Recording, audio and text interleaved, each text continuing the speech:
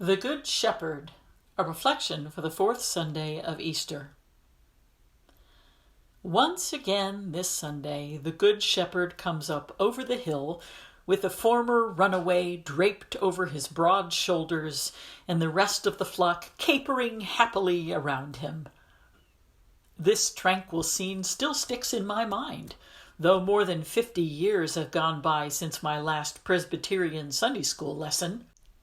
Such longevity speaks to its power as an image of God's steadfast love and protection. That said, we do well to trace it back to its agrarian roots. One rarely meets a shepherd these days.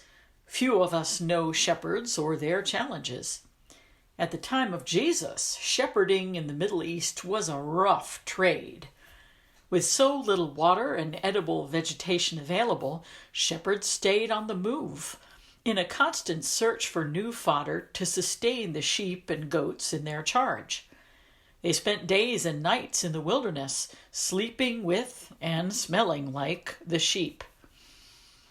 Their isolation, and no doubt their aroma, placed them near the bottom of the social ladder, all too near the thieves and robbers mentioned in today's gospel.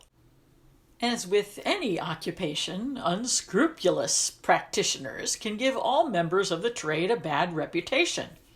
Thus, St. John takes pains to clarify the kind of shepherd he envisions, as he expands the Old Testament image of the Lord God as shepherd of Israel and applies the recast image to Jesus.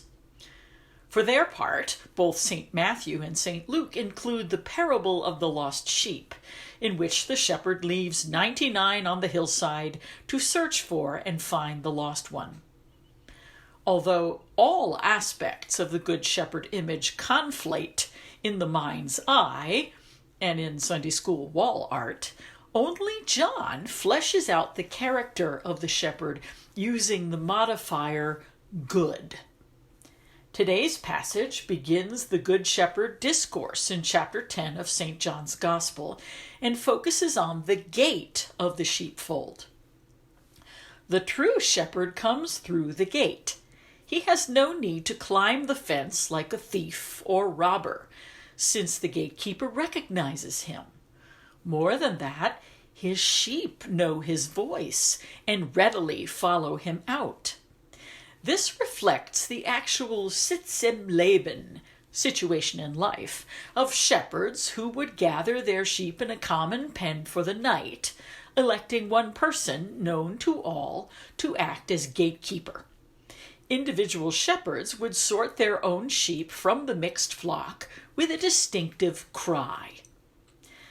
This reminds me of a story told by James Herriot, who wrote a series of books on his adventures as a veterinarian in the Dales of Yorkshire, England. He describes a barn full of bleating lambs penned in for a medical procedure, with a crowd of anxious ewes waiting outside. The young vet wonders how this throng of seemingly identical creatures can possibly be sorted out and reunited with their mothers. To his surprise, the sorting takes barely 30 seconds.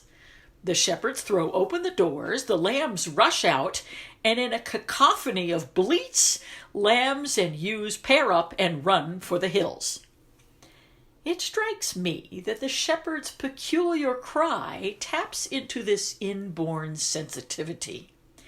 He cries, or perhaps bleats, calling the sheep in something like their own language. So also, the Good Shepherd calls us to follow him, speaking gently and in human terms, coaxing us out of our comfort zones to meet him on the way, especially at the margins. May we find ways to quiet the cacophony coming at us 24/7, cultivate stillness, and listen for the voice of Christ. May his Spirit guide each of us and all of us on the right path to new life.